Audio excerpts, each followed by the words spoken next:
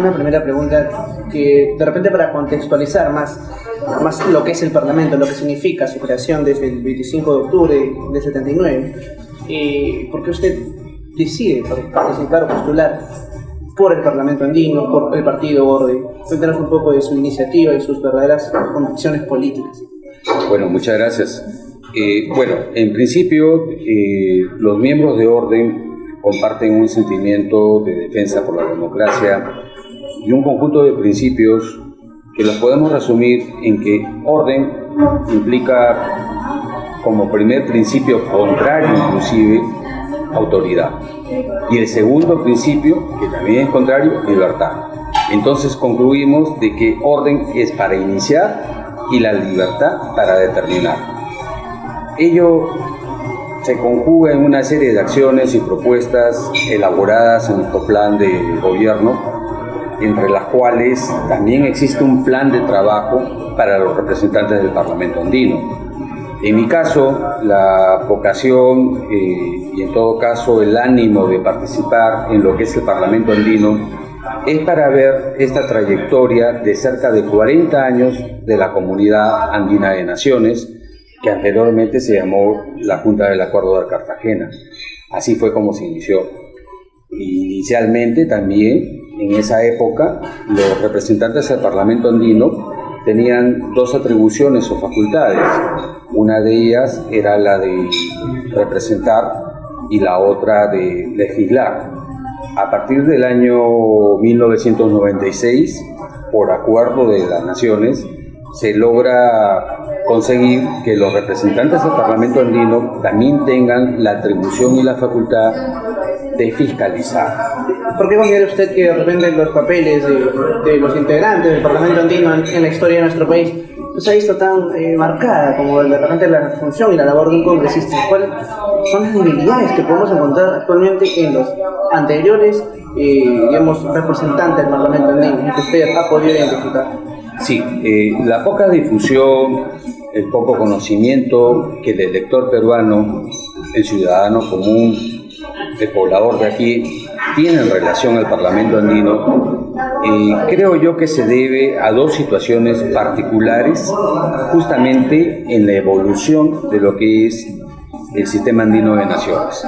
Porque inicialmente, a partir del año 79, el Parlamento andino prácticamente era designado. Todos los representantes eran designados y luego elegidos directamente por el Congreso de su respectivo Parlamento Nacional. Luego esto cambia.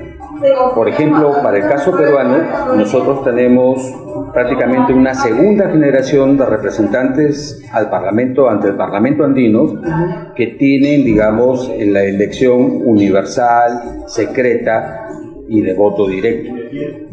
Entonces, a pesar de ello, digamos, el conocimiento sobre la labor de un parlamentario andino y en conjunto del Parlamento andino es poco conocida.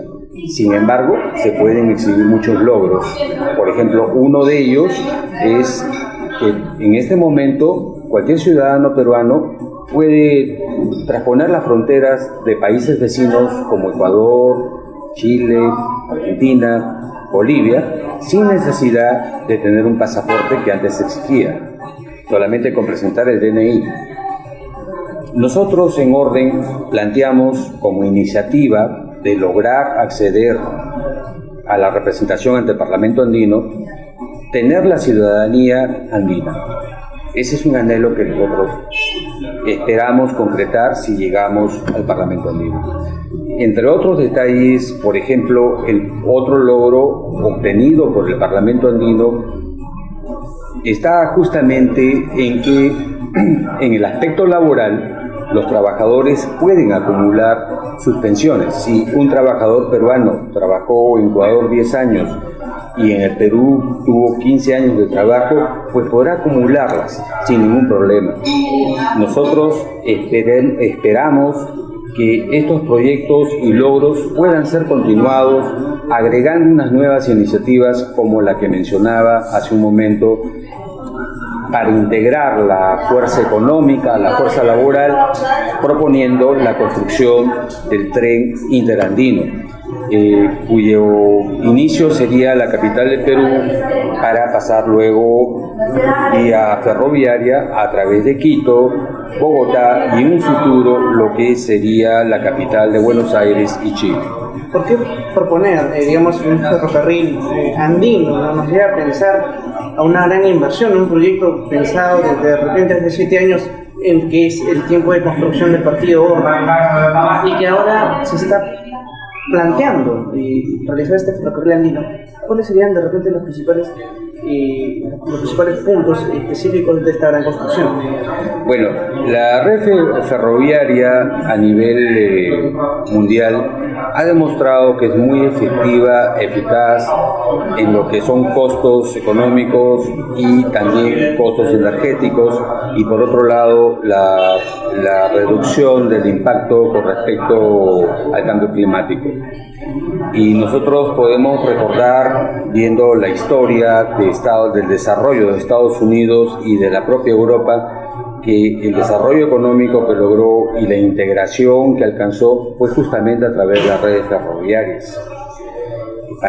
Por ello es muy importante que nuestro país, Perú, que tiene una geografía tan difícil y que es compartida con la geografía que tiene Ecuador, Bolivia, ¿no? Inclusive Colombia, podamos tener una vía ferroviaria que nos interconecte y que nos permita, digamos, el intercambio de producción de insumos y al mismo tiempo un beneficio en el conocimiento de distintas realidades a través del turismo que se pueda efectuar, ¿no?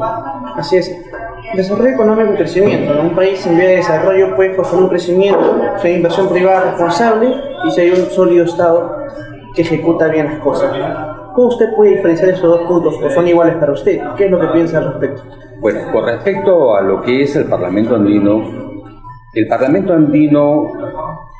ha ampliado el mercado de servicios, el mercado de bienes y el mercado de capitales para todas las empresas.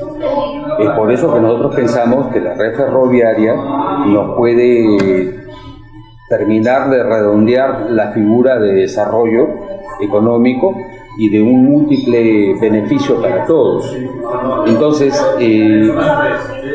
es un logro, son 40 años de existencia, no es suficiente, pero como foro de discusión, como un foro supranacional, el Perú necesita ser representado y al mismo tiempo integrarse en distintos ejes con los cuales los países como Ecuador, como Colombia, como Bolivia, Perú y Chile, ahora recientemente con derecho a voz y voto, puedan discutir temas que son ejes de política en cada país, pero al mismo tiempo revisar la legislación, revisar las políticas públicas de cada país para tratar de conseguir un punto de equilibrio que nos permita justamente un desarrollo andino.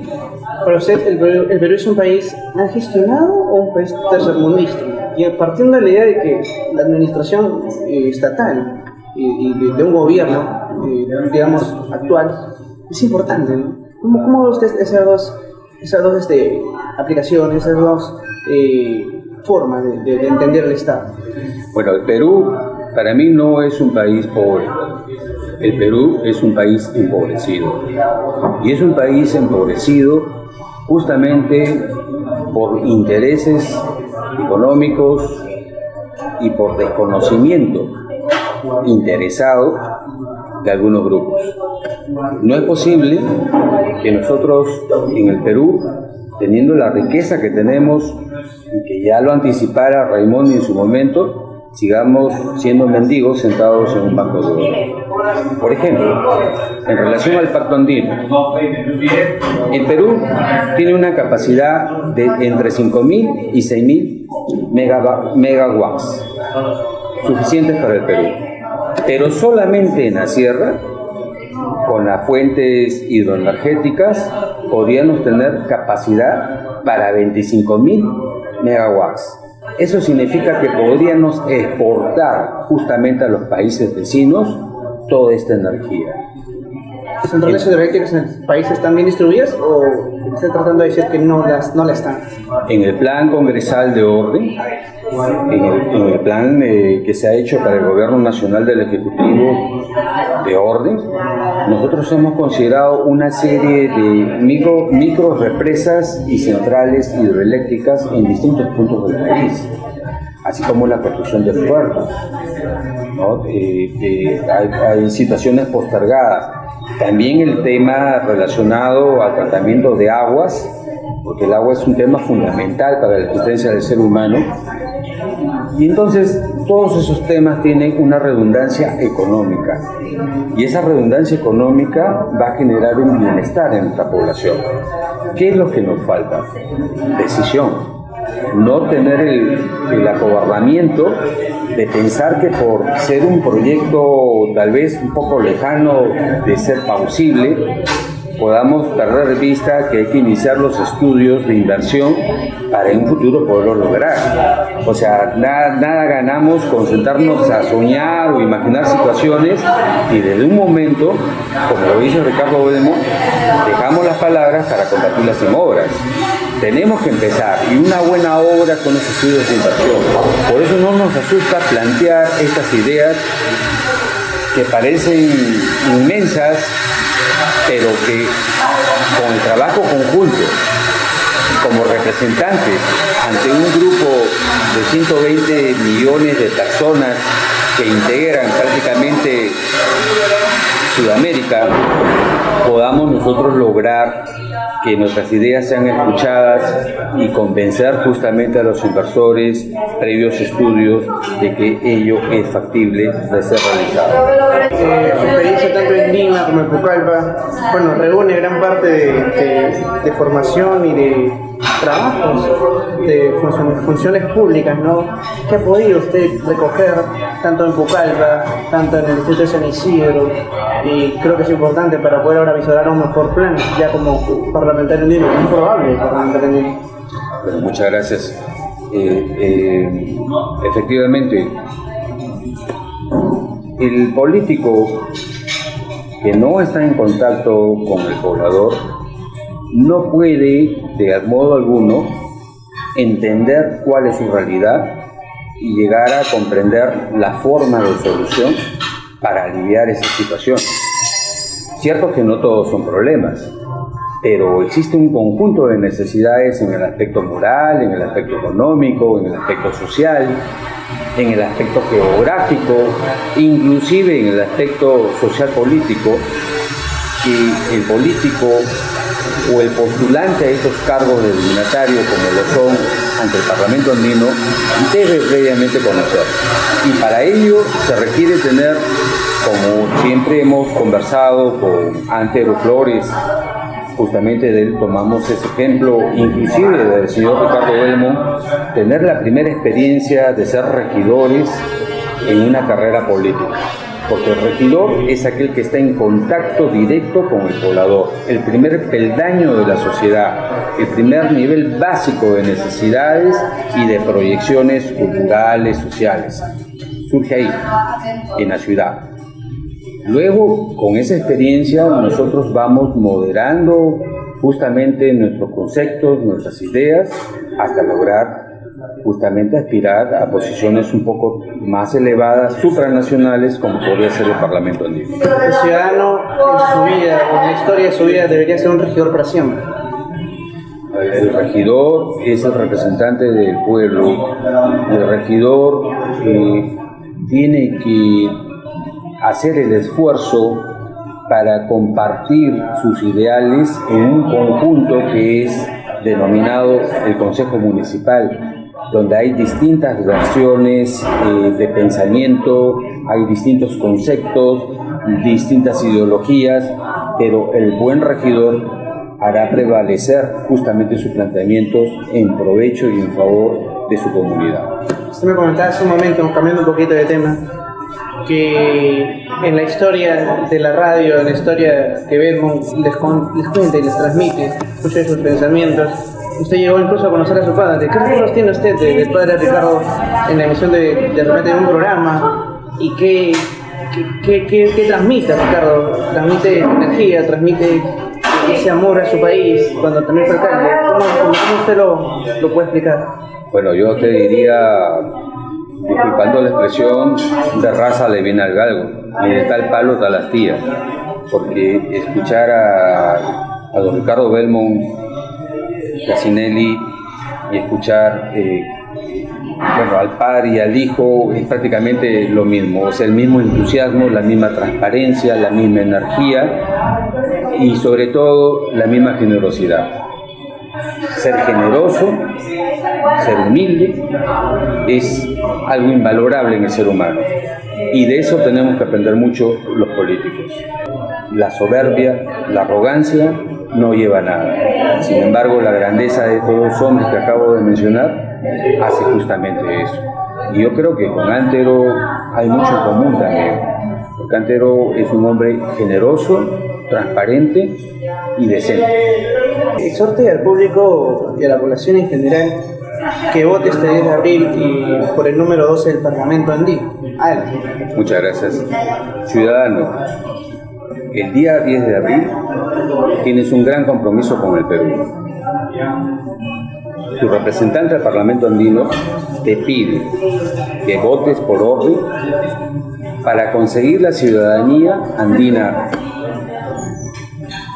para la construcción del tren interandino, para lograr que el Perú se integre en políticas y en legislación a esta gran comunidad de 120 millones de personas. Tu voto, el 10 de abril, que sea por orden.